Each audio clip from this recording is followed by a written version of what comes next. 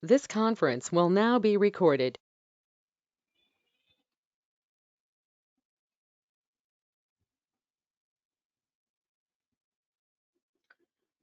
Hello students, welcome to the PYQ discussion series. Here we are trying to discuss the JEE question papers. So we have already discussed few questions from the various papers like 2021 paper we have already finished. So this is actually from 2021 paper, and this is second shift, the questions from second shift. This conference will now be recorded.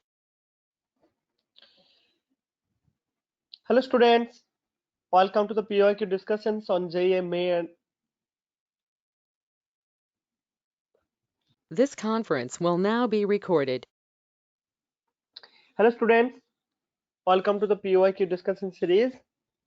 In this series, we are discussing and solving numerical problems from the previous year's questions, JEE Main questions.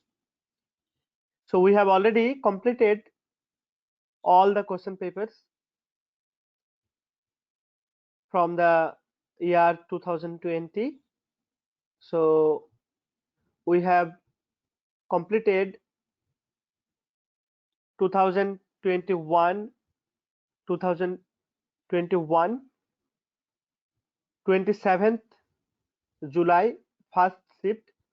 So today we are going to discuss some questions from JEE Mains paper 2021 shift 2, and this was actually on 22nd July. Okay, so let us read this problem and try to solve it. The question says a ray of light passes from a denser medium to a rare medium at an angle of incidence I. You can see that. So this is denser medium, this is rarer. Denser medium, and this is rare medium. Okay, rare medium. Light passes from denser to rare medium. The reflected and refracted rays make an angle of 90 degree with each other. That means this angle, this is 90 degree. Okay, this is 90 degree. You can see that. All right. So this angle is 90 degree. Angle of reflection and refractions respectively are R and R prime. That means angle of reflection is R, angle of refraction is R prime. So that is given. So you have to find out the critical angle, and that is given by these four options. You have to find out the correct one. So critical angle of incidence you have to find out. Since the light passes from denser medium to rare medium, there could be a possibility of total internal reflection in this case, and you have to find out what is that critical angle. So you have been provided that at this particular angle of incidence I, the angle between reflected ray and refracted ray is 90 degree. Okay, so this is what given.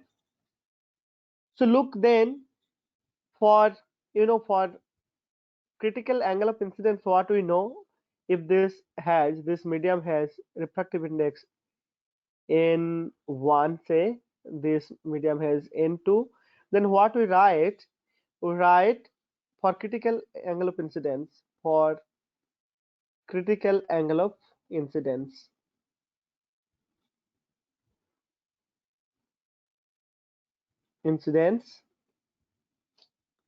what we write,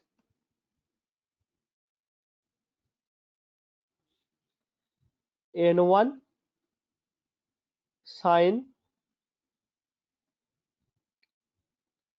IC, let us say IC, angle of critical angle of incidence. So sine IC, n1 sine IC is equal to n2 sine 90 degree at critical angle, right? Sine 90, n2 sine 90. So from here, look what I get. I get sine IC is equal to n2 by n1. In this case, if suppose this angle I itself is angle of, okay, let us keep like this itself. Okay, so this is fine. Now let us see this relationship. See, we know I is equal to R for reflection. Any reflection you will get this. Okay, again you have R plus R prime is equal to 90 degree, right? Then what we can write? Sine R prime is equal to 90 degree minus R. This I can write, isn't it? All right, so I have got R prime is equal to sine 90 minus R. Now look for the given situation here. If I apply Snell's law for the given situation, then what we can write? We can write, see, n1 sine I is equal to n2 sine R. Snell's law says the same thing. Sorry, this is R prime. Therefore, we get sine I is equal to n2 by n1 into the sine. See, this sine R prime I can write 90 minus R, or n2 by n1. R angle of reflection will be exactly equal to the angle of incidence, so I can write this as sine 90 minus I as well. Okay, therefore what I get from here, look, this n2 by n1, I get sine I divided by cos I. See from here, cos I. So what I get, this is equal to tan I. So n2 by n1 is equal to tan I. And here sine IC is equal to n2 by n1. So from here, look what I can write. So this n2 by n1 is equal to sine IC.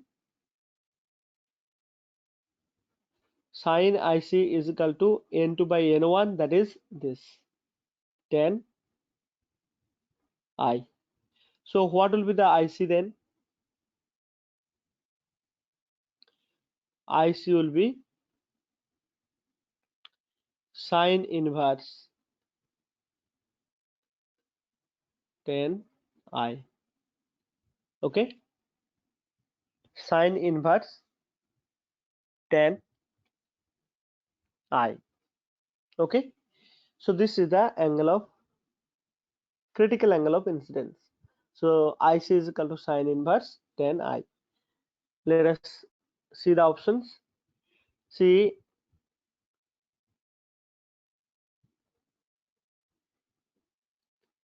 we have got IC is equal to sine inverse tan I. Sine inverse tan I.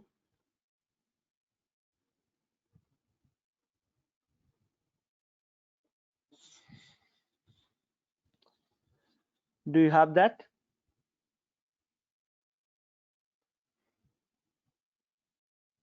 So this is sine inverse tan R prime, sine inverse tan R. Okay, sine inverse tan R as well as,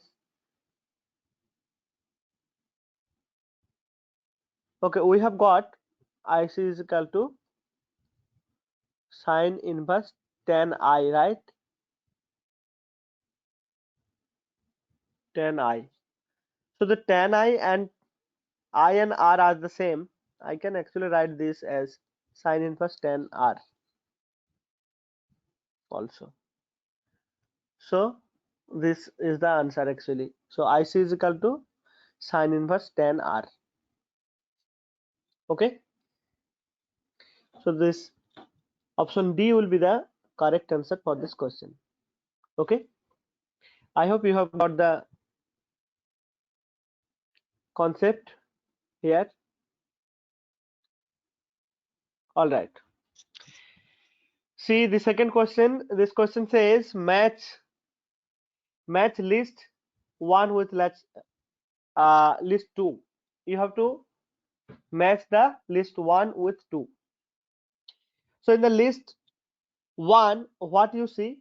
In the list 1, you can see omega L and omega C. That means XL, which is omega L, and XC, which is 1 over omega C.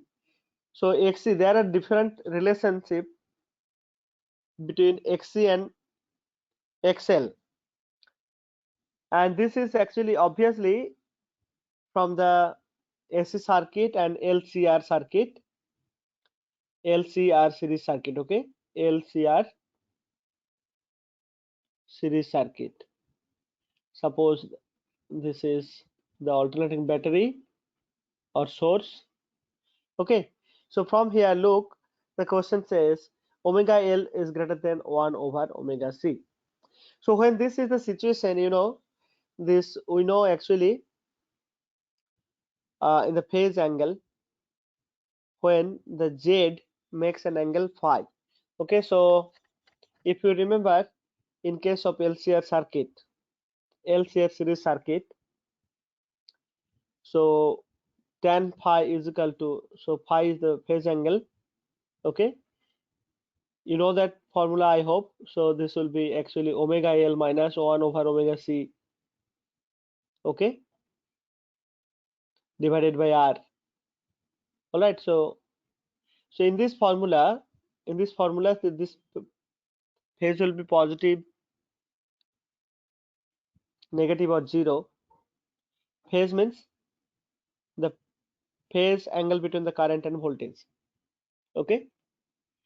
So in this case, we know if omega L is much greater than 1 over omega C, then the circuit is actually predominantly inductive circuit, okay? Inductive circuit, predominantly inductive.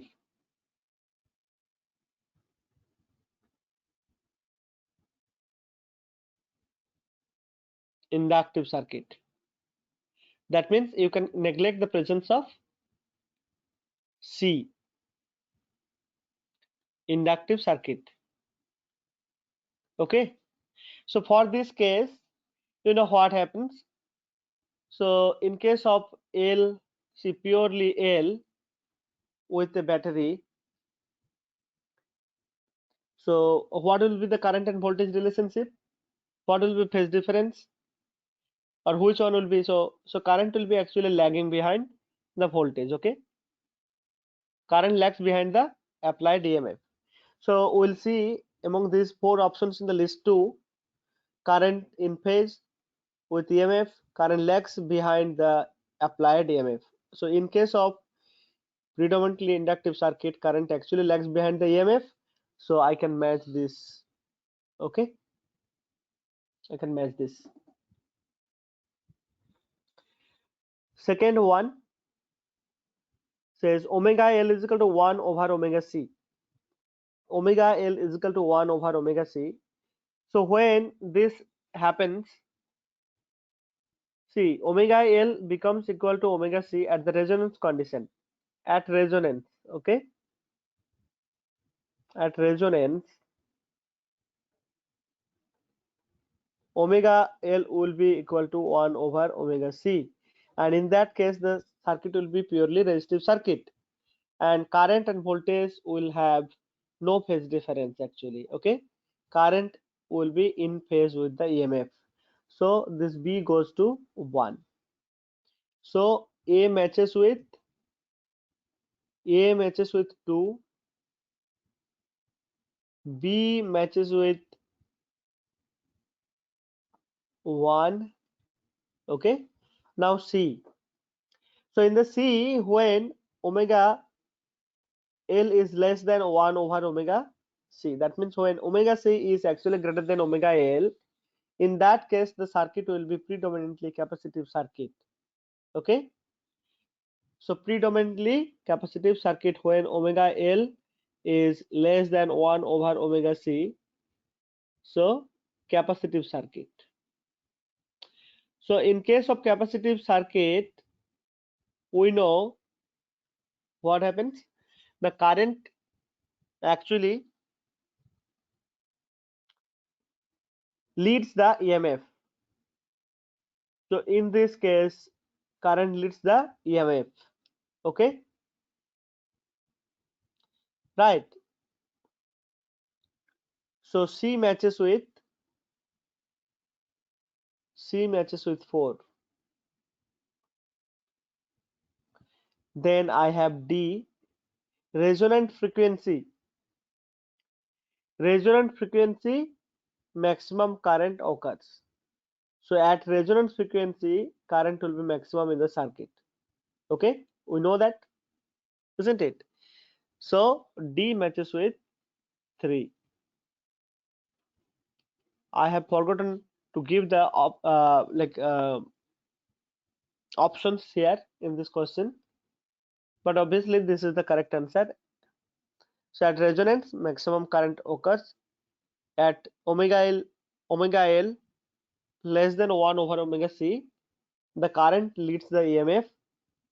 Then omega L, when it becomes equal, that is the condition of resonance, current and EMF will be in the same phase. And when omega L is greater than 1 over omega C, then the circuit will be predominantly inductive circuit and the current lags behind the applied EMF. Okay, all right, we'll go to the next question. Okay, so this question says T0 is the time period of a simple pendulum at a place. So T0 is the time period of a simple pendulum at a place. That means, you know, what is the time period of a simple pendulum? If the length of the pendulum is L and acceleration due to gravity at this place is G, then I can write this T0 is equal to root over L by G. This is actually the time period. So when you have this one, see length, so it is actually, see, it is directly proportional to square root of length. Now the question is, if the length of the pendulum is reduced to means now the length is L prime and that has become L by 16 times its initial value. So the modified time period will be, so I can write T prime is equal to 2 pi root over L prime by G. Okay, so L prime we can write down L by 16. So let me write this as 1 over 16 like this. So what I get? I get 1 over 4 and this is 2 pi root over L by G. So this term is actually T0. Therefore I get T0 by 4. So option D will be the correct answer for this question. This was very easy question. Simple formula putting question. If you know the formula, you know the answer. Now this question is also very good question. This is, see, this question says there are two statements here. The statement 1 is saying that the ferromagnetic property depends on temperature. ferromagnetic property depends on temperature. At high temperature, ferromagnet becomes paramagnet. This is very correct. I'll tell you why. Let me read first the second statement. Second statement says, at high temperature, the domain wall area of a ferromagnetic substance increases. In the light of the above statements, choose the most appropriate answer from the options given below. Let me tell you, for a ferromagnet, you know what happens in a ferromagnet? You have already permanent, some spontaneous magnetic dipole moments. But you know, in case of ferromagnet, the dipole moments are not individual moment, okay? They are actually in a group, okay? Like this. They form a region, a specific region where the dipole has the same orientation. I'll just explain. Suppose this is a typical ferromagnet where the dipole, these are actually called domain.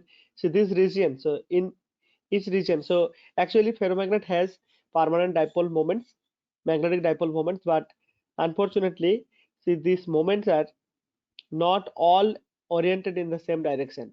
So there will be a specific region inside the material, so where there will be the identical orientations of the magnetic dipole moment. So this is called domain. So this is called magnetic domain. And see the boundary between the domains is called domain wall. Now look, so this may have magnetic dipole orientation like this, okay, but all the dipoles are oriented in the same direction in a single domain. So this may have like this, okay. So in a single domain, the magnetic dipole moments are actually ferromagnetically aligned. But unfortunately, if you take the net moment from this domain, this domain, this domain, this domain, they are actually randomly oriented. Net dipole moments are randomly oriented. So when you apply a field at low temperature, then all the domains actually will be merging to a single domain and creating a ferromagnet having its all dipole moments aligned in the same direction,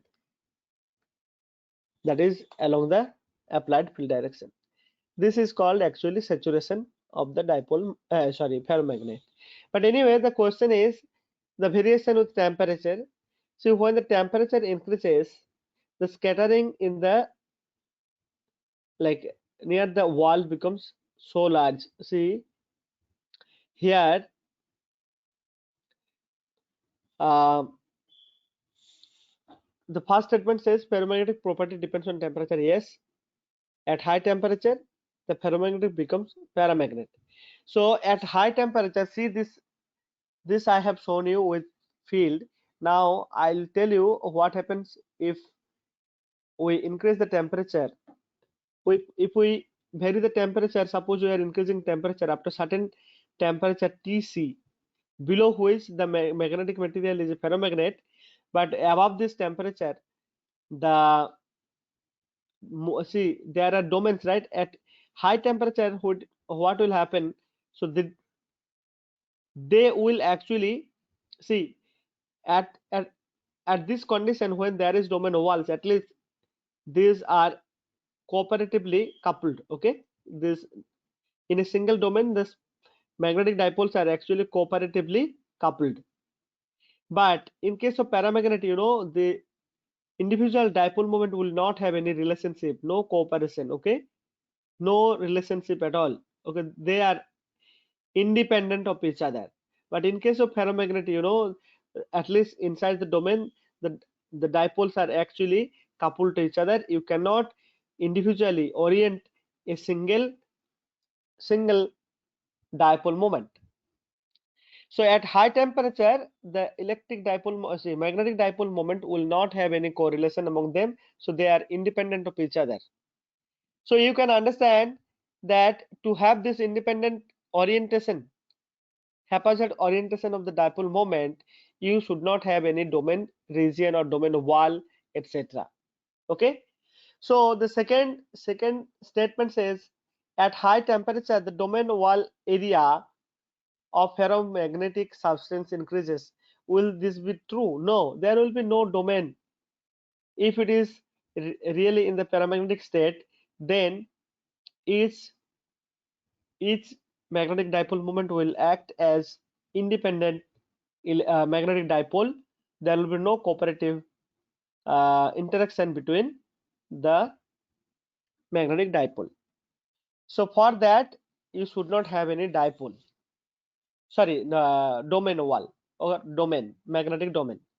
So the second option is actually not true. So let us see the options. Both statement 1 and statement 2 are false. No, this is not true. Statement 1 is true, but statement 2 is false. This is correct. Statement 1 is false, but statement 2 is true. This is not correct. Both the statement 1 and statement 2 are true. This is also not correct. All right. So this is with the fourth question. Now we'll go to the fifth question.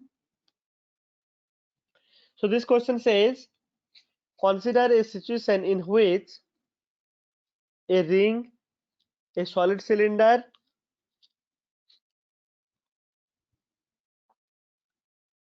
and a solid sphere roll down the same inclined plane without slipping. Assume that they start rolling from rest having identical diameter. So all of them has, say, ring, solid cylinder, and solid sphere. All of them have the same diameter. This is what we have to assume, and they start from rest. That means you have identical inclined plane. Identical inclined plane.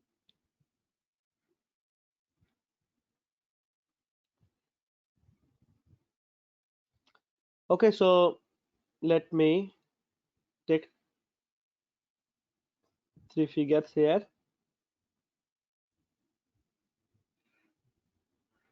So identical means this angle,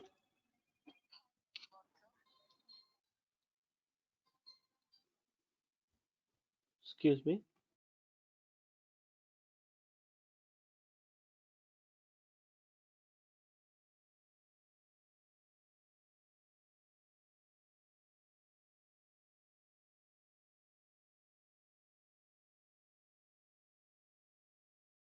So you have a ring like this. You have a solid sphere and you have a cylinder of same diameter.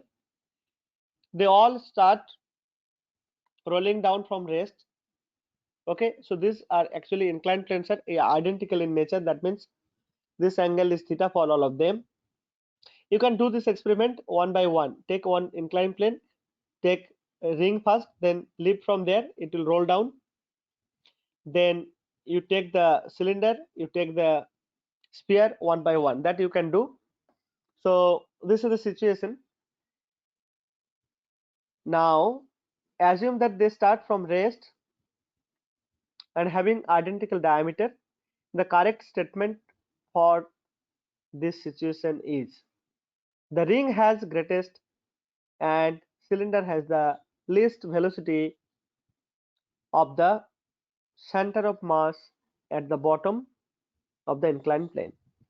So this is option first option. That means you have to actually deal with the velocity of the center of mass. So velocity of the center of mass you have to deal with, or you have to find out in case of rolling down along the inclined plane. So look, I'm not deriving this. You can just do this energy conservation. Okay, mgh. Okay, so I think, yeah, you have this formula. Like you have to find out the acceleration so that you get the velocity as well. So if you know the acceleration of a rolling body, a body which is rolling inclined the plane, like along the inclined plane without slipping, we have got acceleration of the center of mass as a is equal to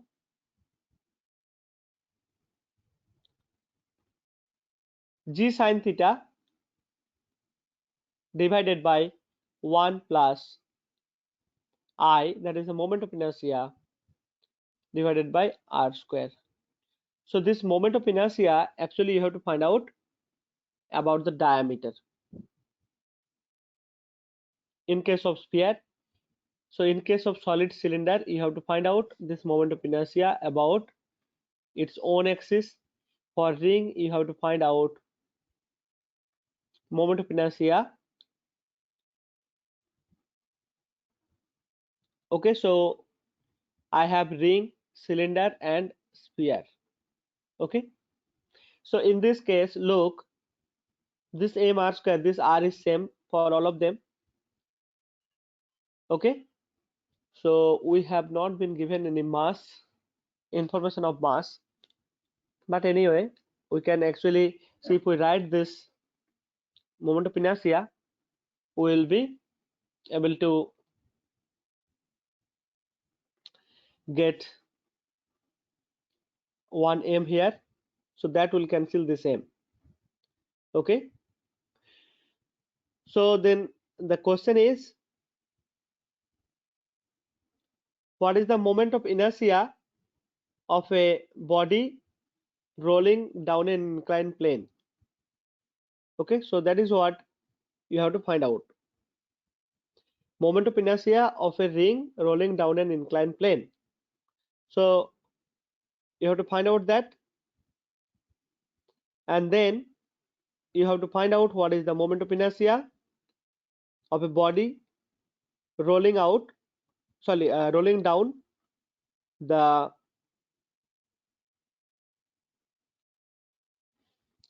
the inclined plane. So in that way, we can actually find out which one will have the greater velocity. Okay,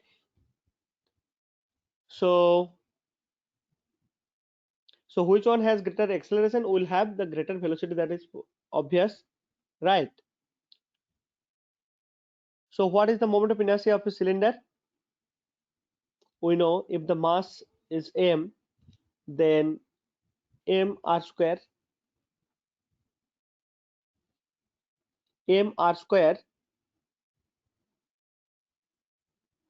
by 2, right? M r square by 2. In case of ring, what you get in case of ring? Moment of inertia about its own axis will be m r square. Okay. In case of sphere, it is actually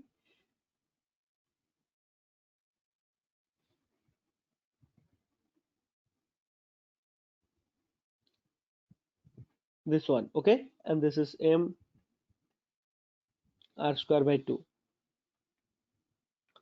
All right. So if we put this, see, we'll just look this denominator. So this is m for a cylinder, for a ring, suppose a for a ring,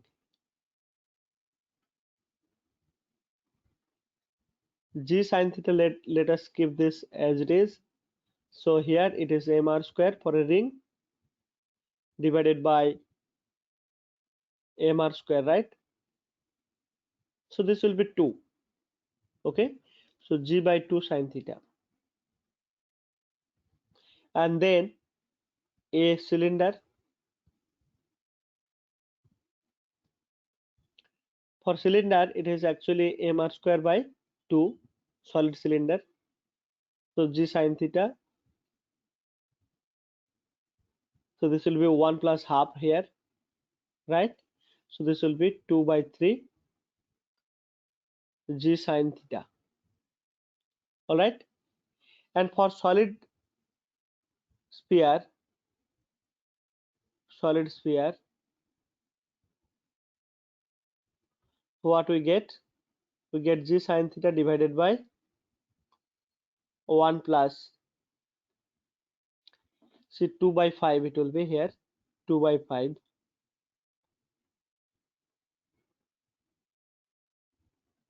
Okay. So it will be actually 5 by 7 g sine theta. Okay.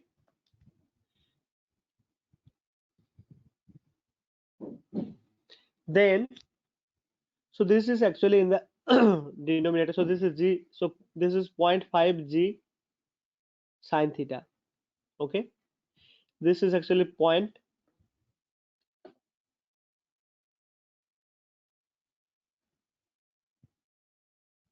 This is 0.6 g sine theta. Okay. And this will be actually around 0.7 g sine theta, right? 0.7. So we can see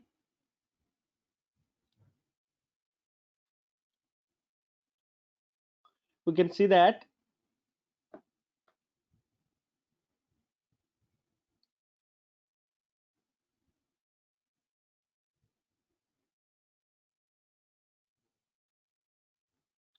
moment of inertia, sorry, acceleration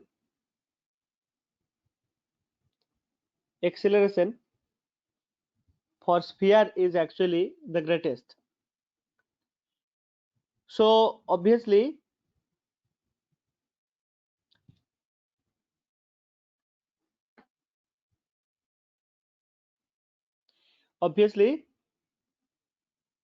this will have, so sphere will have greatest acceleration, right? Sorry, velocity. So sphere, then you have acceleration of cylinder, then acceleration of ring. Okay. Sorry, this I'll write. A ring is actually the least, then a cylinder,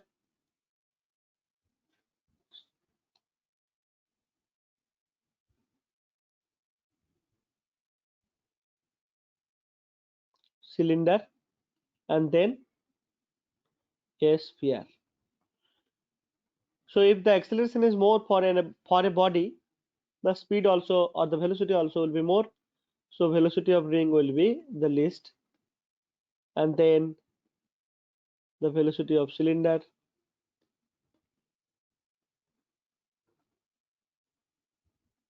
let me write clearly,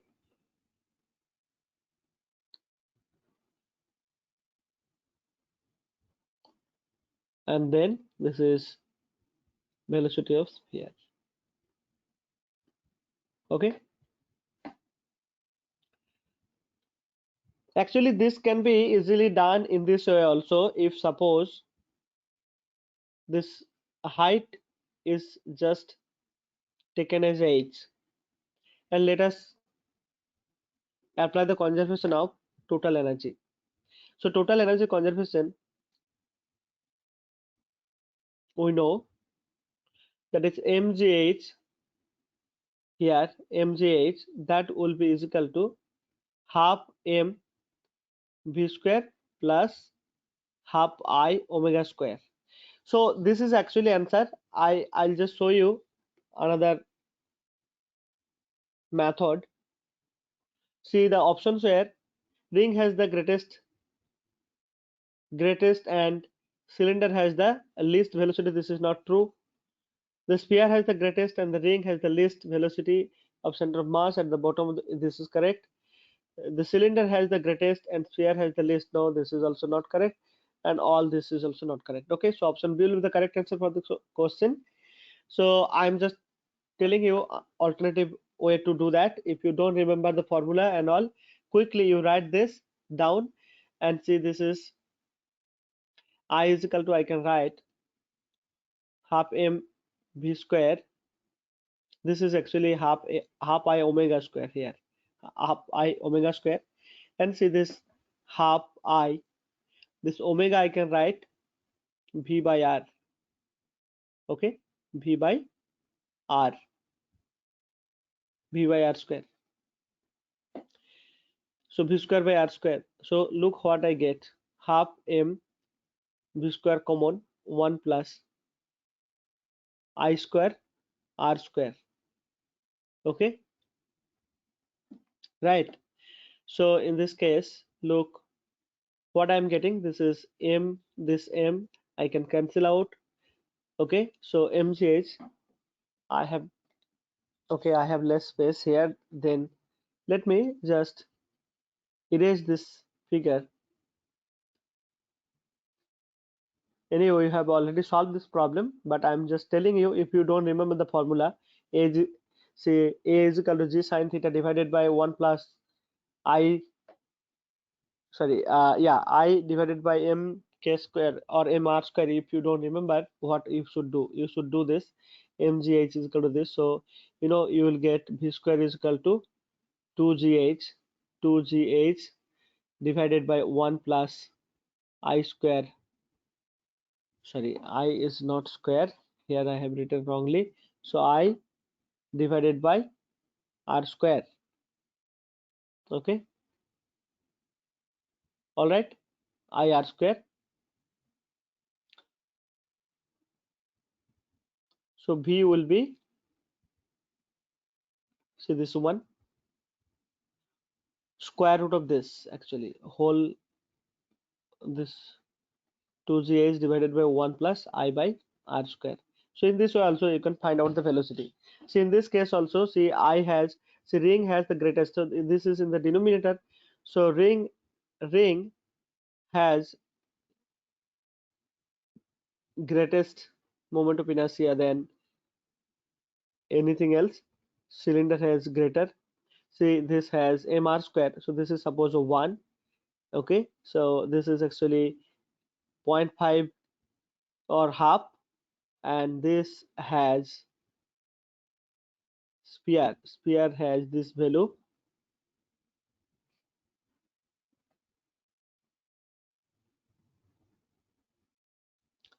this is greatest. Okay, so moment of inertia 2 by 5, that means around 0.4. Okay, so the moment of inertia is greatest for sphere, so the velocity,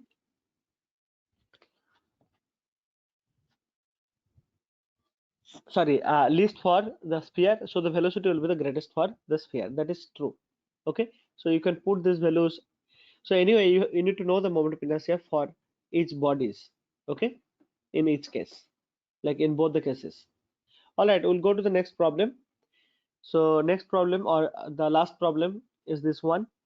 So for this session, this question says the motion of a mass on a spring, motion of a mass on a spring, that means spring mass system, with spring constant k is shown in the figure. So look at this figure.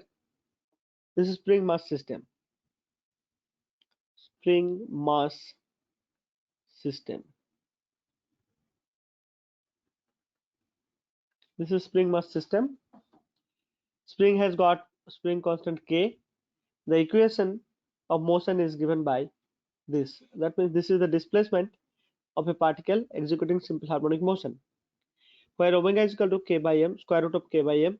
Suppose that at time t is equal to 0, the position of the mass is x of 0 and the velocity is v of 0. Then its displacement can also be represented as x is equal to c cos of omega t minus phi, where c and phi are given in these four options. You have to find out what is the correct value of phi? Phi is the phase angle and C. Look, I'll just explain you here. The question is saying that you have been given the displacement or the equation of motion of a particle executing simple harmonic motion is A sin omega t plus B of cos omega t. Okay. Now at time t, see, given initial conditions are given at t is equal to 0, the displacement becomes x0 and the velocity becomes v of 0. These are two conditions given. Now the same displacement, if I can write this in terms of c, look, cos of omega t minus phi,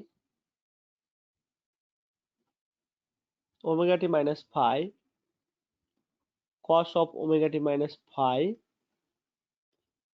then what is the value of c and what is the value of phi in terms of this a and b, etc. See, look here, these are not given in terms of a and b, these are given in terms of initial displacement and initial velocity and also the angular frequency. So guys, first of all, how do we write this one? Let us do that, or let us look this initial conditions given. So let us go to the next page. So x is given as a sin of omega t, b cos of omega t plus b cos of omega t. So at t is equal to 0, x is equal to x0, and see, if I put this here, then x0 is equal to b, right? Therefore I get the value of b here. B is equal to x0. Okay. Similarly, if I just take derivative once to get the velocity, so v is equal to dx by dt, which is equal to a omega cos of omega t minus b omega sin omega t. Now if I put the value at t is equal to 0, what will be the value? See, at t is equal to 0, this term will be 0, so I'll get a omega. And v is given as, so v at t is equal to 0 is v0, that is equal to a omega. So from here I get what is a equal to, so a equal to v0 by omega. So this is actually the value of a and b. Now what you have to do, you have to express this displacement with a single amplitude, and that amplitude you have to find out. That amplitude is c. Now look, I have been given, okay, so yeah, so look here, if I put a is equal to,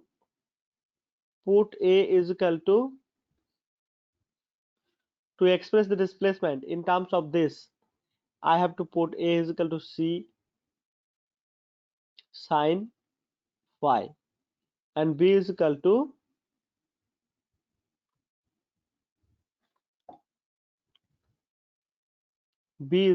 c cos of phi,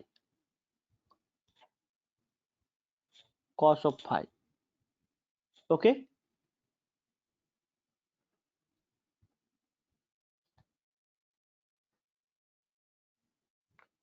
Cos of phi.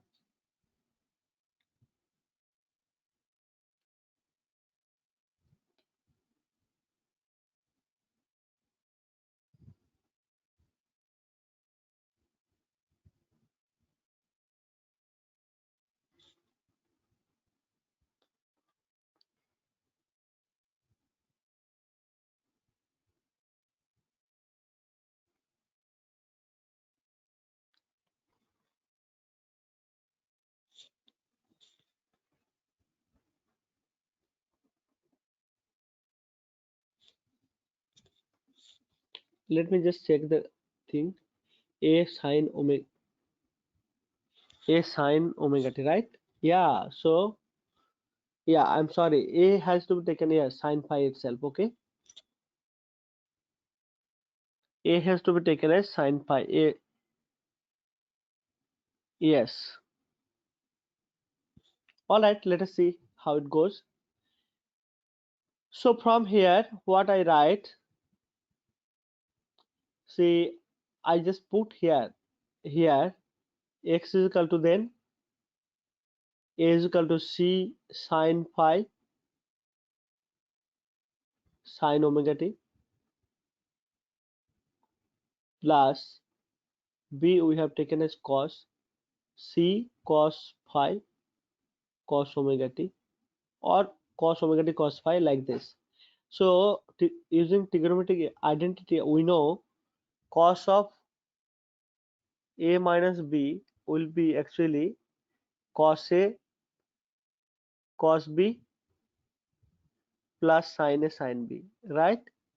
Sin a sin b. So this is what is the identity I'm using here, and then using that I can write exactly this x is equal to c cos of omega t minus phi. Alright, so in this case I have to find out what is c. So let us take a square plus b square, that is equal to c square. So what will be c? C will be square root of a square plus b square. So what is a square? A we have found out here. Look this. A we have found out, a is equal to v naught by omega.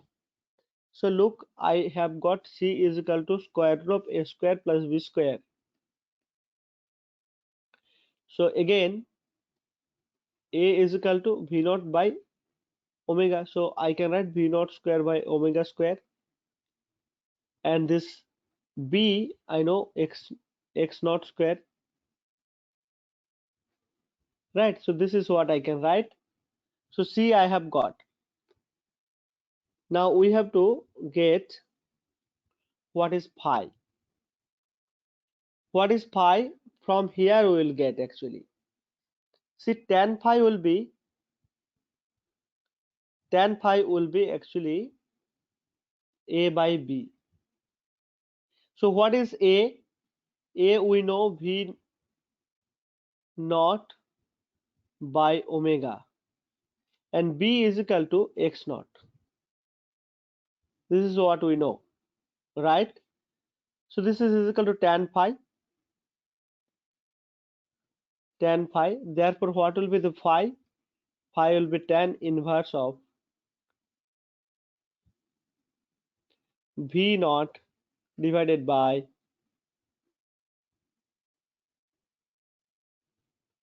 omega x naught. Let us see the options.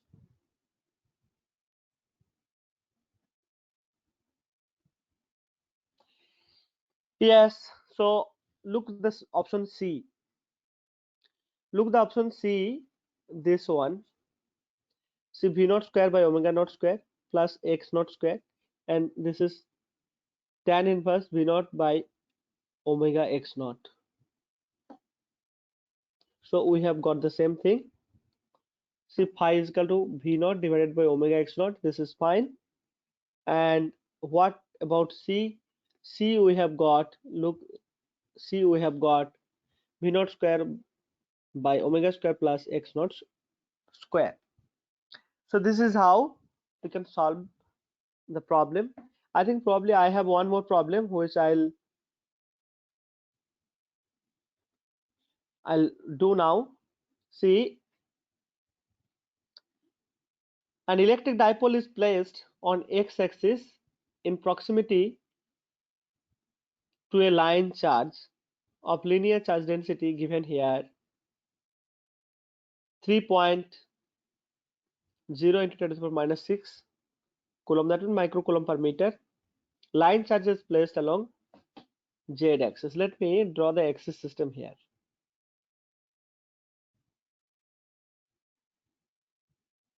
This is z, suppose this is y, and this is x.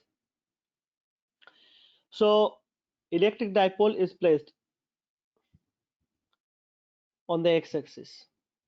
Okay, this is plus q and this is minus q. So I'm just writing like this. And the charge is line charge is actually along the z-axis like this. Okay, this is z-axis.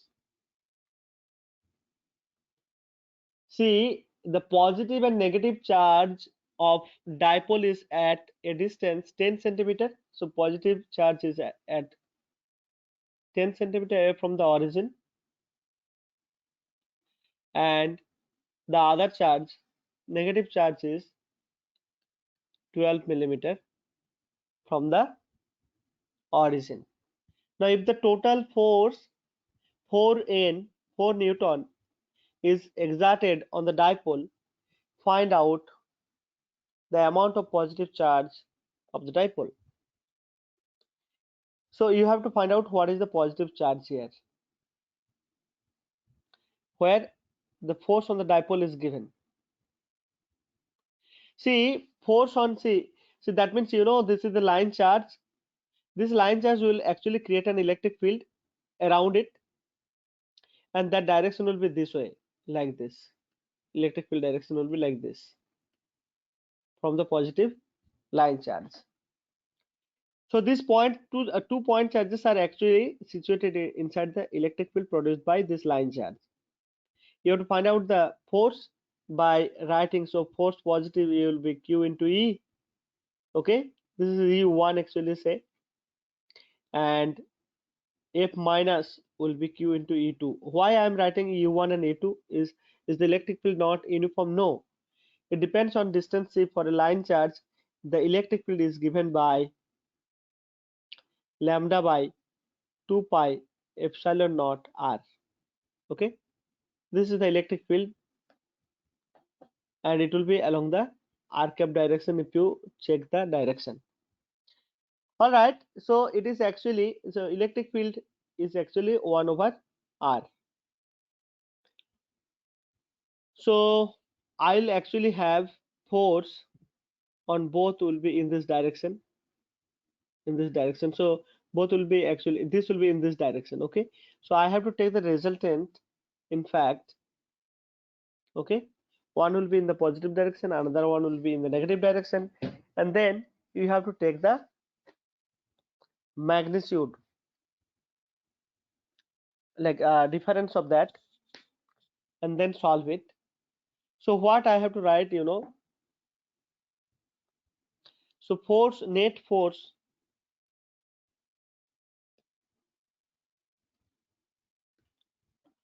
since these positive and negative charges are not at the same distance from the charge, they will actually experience different forces, E1 minus E2. This will be the difference. So Q is the positive charge.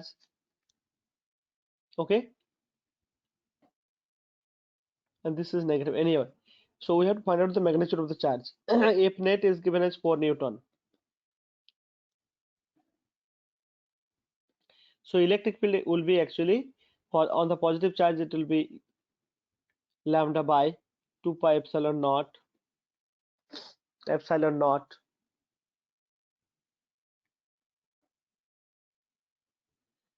This is a 10 millimeter, 10 to the power minus 3. Let us write this. I'll write lambda over 2 pi epsilon naught into 12 into 10 to the power minus 3. This. Okay. So from here, what are the things common here? So Q lambda by 2 pi epsilon naught into 10 to the power minus 3.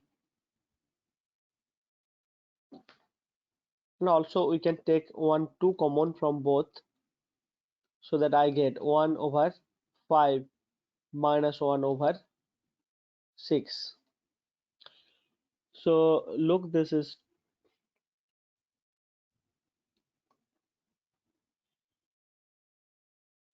lambda is 3 into 10 to the power minus 6. This is 2 point.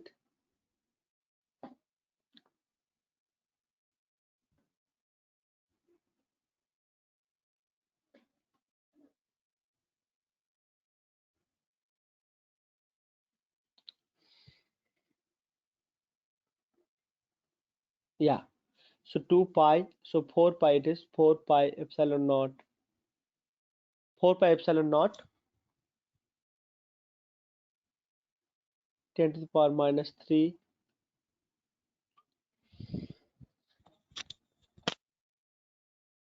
And here it is 1 over 30, I guess. Yes, 1 over 30. Okay. And on the left hand side, it is actually 4 Newton. Okay, look, this will make you 10 here. So this will make it minus 2. And once it goes to numerator, it will actually make 10 to the power minus 4, right? Then this 4 pi, this you can write into 9 into 10 to the power 9. Okay, so if you do this way, and you have to find out finally what you have to find out actually what is the value of the positive charge. So this is very simple. If you do this calculation, you must be able to get Q is equal to 4.44 microcoulomb. Okay, so here actually from here you will get 9 into 10 to the power 9. Here 9 into 10 to the power 9 you will get from 1 over 4 pi epsilon naught. Okay, this I can strike out then. So we had got Q into this, then this is 10. All right, these are fine. Then this is 10 to the power 4, 10 to the power minus 4, right, along with Q. All right, so look, I can write Q is equal to 4 divided by this is 5. So 9 into 10 to the power 5 here,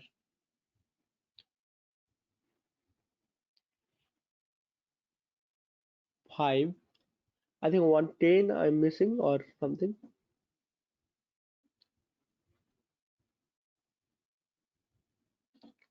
Let us go ahead and see. Yes, so 0 point